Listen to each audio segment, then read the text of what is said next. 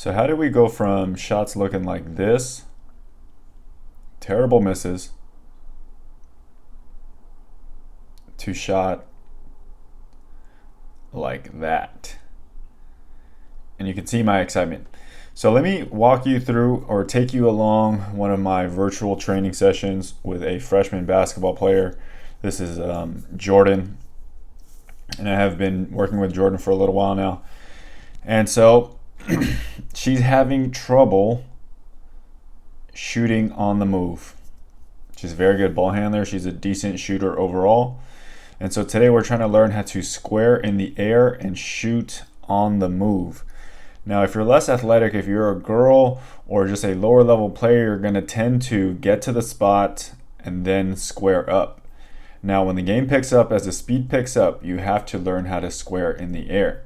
Now, I notice several problems as we begin to introduce this concept of moving, shooting while moving, and squaring in the air. Let's take a look at some of her problems. Okay, so as we go and I look at some of her shots, you can tell that she doesn't have control of her body. On that one particular, she jumps backwards upon release. Here she goes again, kind of demonstrating the same thing, jumping backwards. So she's pushing the ball away, and that's making her body go backwards. As she picks up speed, she has a little bit of difficulty controlling her jump and controlling her body. So she's either drifting to the right or pushing the ball, and the ball is pushing against her, so it's making her jump backwards.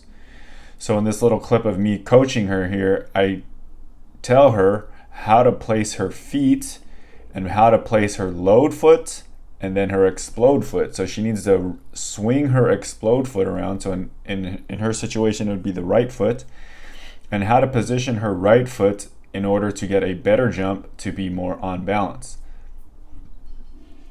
So if a player doesn't get it initially, you have to regress the move. You have to regress the concept.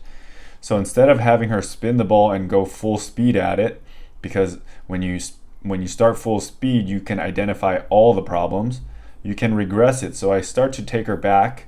Instead of going full speed, we only go one step. And then so I have her start in a stationary stance. So she starts in a stationary stance, just getting real comfortable in this kind of lunge, split lunge position where her weight is distributed across her feet evenly. So I have her stand there. Okay, so she has difficulty just standing there balancing. You have to have your weight balanced across both feet. And when you're going through this process of stepping into your shot, the lead leg, Jordan's left leg, it'll be on the heel of her foot. The weight will be on the right foot in the back, and then there will be no pressure on the left toes.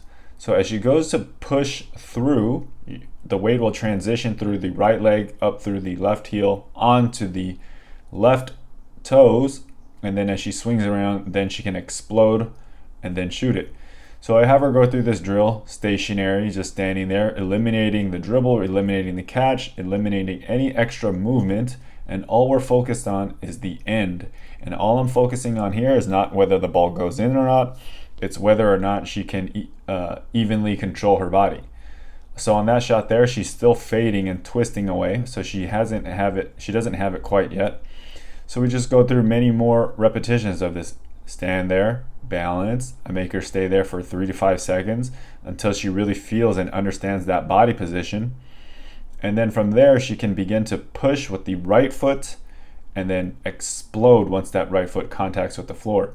She can locate the rim, and then she can just shoot the ball as normal. So loading with the left, staying there to get used to the position, and then exploding, bringing that right leg around. So now you can see we just go through some reps. She's beginning to airball and miss some shots, but that's okay. As long as the aim is on target, so whether it's straight, I'm okay with. If it's left and right, we're having problems. And then if she's in control of her body, so if she's going forward, that's a good thing. If she's going straight up and down, that's a good thing. If she's fading to the right, that's a bad thing. If she's fading backwards, that's a bad thing. If you're more advanced, you can fade, you can drift, as long as you know how to control that. She's still developing. She doesn't know exactly how to control her body yet, so that's exactly why we're working on it. So Jordan's starting to demonstrate that she can control her body a little bit better, and now I'm specifically tell her where to position her right foot. Because coming to the right for a right-handed shooter, if you come around too far, you will expose that ball and you will never get that shot off. You will expose the ball by bringing the ball around in front of your waist, in front of your hips. It'll be closer to your defender, so they'll be able to recover and see that ball and either slap it out of your hand or block it on the way up. So how you position your right foot to shoot coming to the right is very, very important. It needs to be behind, and the ball needs to be shielded by your body from a recovering defender. So if they're coming or they're recovering in a defensive slide, if they cannot see the ball is positioned behind you or behind your body off of the right side, the defender has no chance to see that ball because it's not exposed. So I show her that and I tell her how to position her foot, and it's a different jump that she's not used to. You have to be able to jump in this new and unique position where the right leg is behind the left leg. So now as the player begins to get frustrated that they're missing too many shots or they're not quite getting it, all you need to do is rep out the part that you want done, eliminating any kind of outcome-based thing. So a lot of players will be okay with just making the shot and getting away with faulty mechanics or bad technique and things like this. So I just eliminate the whole shot in general. And I tell her to just get in that lunge, balance in that lunge, and then swing around and get used to that position of your feet, how aggressively to bring your foot around, how to position the ball, how to position your body, and get used to it. So I tell her to do it 3 or 4 times before she actually shoots it so she can get many more reps on the body position versus just worrying about whether or not she can make the shot. If we were to focus just on shooting, we would just go to an aiming drill that didn't involve any body movement or ball movement or anything like this. So if Jordan was a player that was struggling with a lot of aim issues, I would not be doing this with her. She's a pretty advanced player, so we're doing more advanced level things. So body positioning, jumping in a kind of awkward position where the ball is off the right side of your body, ball is protected by your body from a defender, and then learning how to square up early or square up in the air, not on the floor. She misses a ton of shots and she doesn't care, or she shouldn't care. I don't care that she's missing. But once she begins to get the positioning, then I add in the extra step. So I back her up 1 step. Now, instead of a 1-step approach, it becomes a 2-step approach. And then it becomes much more comfortable. And now you're starting to see how it pieces together. You can either do this right off the dribble or simulating a catch. And sure enough, she begins to get it. And so I immediately advance her. I ask her to spin and introduce the catch, and then the timing is all off, and then everything goes wrong. So if you're introducing variables, you have to know what you're introducing, and you have to understand what problems you're creating.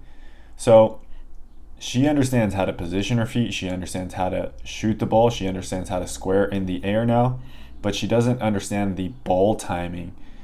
So you have to run through the catch. You have to get the ball early into your pocket, and you have to prepare your hands early. You want that ball in your hands before your feet even hit the floor to go into that shot. So she's having difficulty with the toss. She's having difficulty of where to find the ball on the catch. All very, very common problems. The quicker you can get that ball into your hands, then your feet will go. Not going to the ball, going through the ball, so the ball will get into your hands and then you will push into your load explode.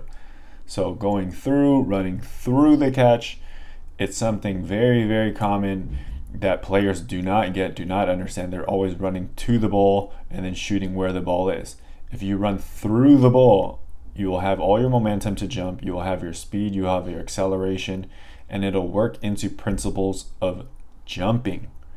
So that's body control through the catch, squaring in the air, and then shooting.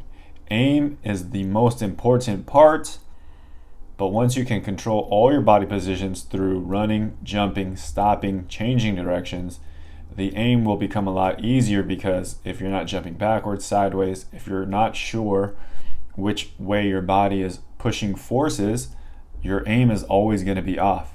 So if you can control whether you're jumping high, jumping low, jumping left, jumping right, your aim, if it was true to begin with, will not be affected by how you position your body. And so by the end of the lesson, she gets it, and she's able to translate from where we were starting, working at the elbow, all the way out to beyond NBA range, beyond high school range, into a really, really deep three. And she was amazed that she finally got it, and it all clicked, and she made the shot. So now it's just up to her to practice and get tons and tons of reps. I hope this video helped you guys out. Remember to take 14 minutes, 24 seconds, or 1% of your day to get better.